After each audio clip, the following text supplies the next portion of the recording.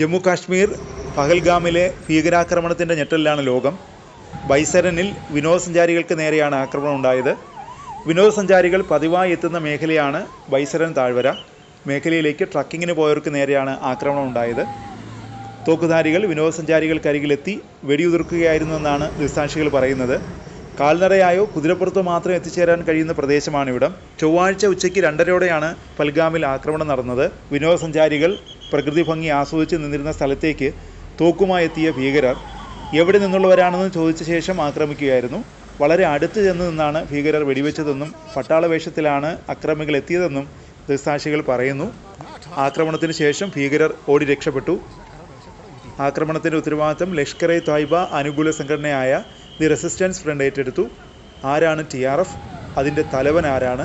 2019 ഓഗസ്റ്റിൽ ജമ്മു കാശ്മീരിലെ ആർട്ടിക്കിൾ 370 റദ്ദാക്കിയതിനെ തുടർന്ന് ഉയർന്നു വന്ന ഒരു പുതിയ തീവ്രവാദ സംഘടനയാണ് റെസിസ്റ്റൻസ് ഫ്രണ്ട്. ലഷ്കർ ഇ തോയ്ബയുടെ അനുകൂല സംഘടനയാണിത്. 2019 ഒക്ടോബറിലാണ് ഗ്രൂപ്പ് സ്ഥാപിച്ചത്. ഗ്രൂപ്പിൻ്റെ സുപ്രീം കമാൻഡർ ഷെയ്ഖ് സജാദ് ഗുൽ ആണ്. ബാസിദ് അഹമ്മദ് ദാർ ആണ് ചീഫ് ഓപ്പറേഷണൽ കമാൻഡർ.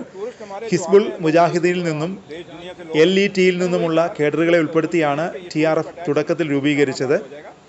LETയുടെ പ്രോക്സി സംഘടനയായാണ് കേന്ദ്ര സർക്കാർ TRFനെ വിശേഷിപ്പിക്കുന്നത്.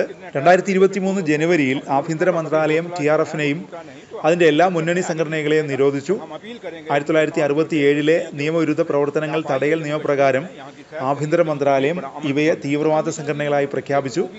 ഭീകരപ്രവർത്തനങ്ങൾക്കായി ഓൺലൈൻ മാധ്യമങ്ങളിലൂടെ യുവാക്കളെ TRF റിക്രൂട്ട് ചെയ്യുന്നുണ്ടെന്നും ആഭ്യന്തര മന്ത്രാലയത്തിൻ്റെ ഉത്തരവിൽ പറയുന്നുണ്ട്. കഴിഞ്ഞ കുറേ വർഷങ്ങളായി കാശ്മീരി പണ്ഡിറ്റുകൾ, കുടിയേറ്റ തൊഴിലാളികൾ, സുരക്ഷാസേന എന്നിവർക്ക് നേരെയുള്ള ആക്രമണങ്ങളിൽ ഭൂരിഭാഗവും നടത്തുന്നത് TRF ആണ്. 2024 ഒക്ടോബറിൽ ജമ്മു കാശ്മീരിലെ ഗന്ദർബാൽ ജില്ലയിലെ ഒരു നിർമ്മാണ സ്ഥലത്ത് ഒരു ഡോക്ടറും 6 കുടിയേറ്റ തൊഴിലാളികളും കൊല്ലപ്പെട്ട ആക്രമണത്തിൻ്റെ ഉത്തരവാദിത്തം TRF ഏറ്റെടുത്തിരുന്നു. TRF ഉൾപ്പെട്ട മറ്റൊരു പ്രധാന ആക്രമണം 2020 ഏപ്രിൽ 1 കുപ്വാരയിലെ കേരൻ സെക്ടർ നിയന്ത്രണ രേഖയ്ക്ക് സമീപം നടത്തിയ 4 ദിവസത്തെ വെടിവയ്പ്പായിരുന്നു.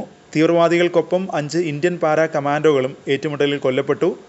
സാജിദ് ജാട്ട്, സജാദ് ഗുൽ, സലീം റഹ്മാനി എന്നിവരാണ് TRFൻ്റെ ചില പ്രമുഖ നേതാക്കൾ. എല്ലാവർക്കും ലഷ്കർ ഇ തോയ്ബയുമായി ബന്ധമുണ്ട്.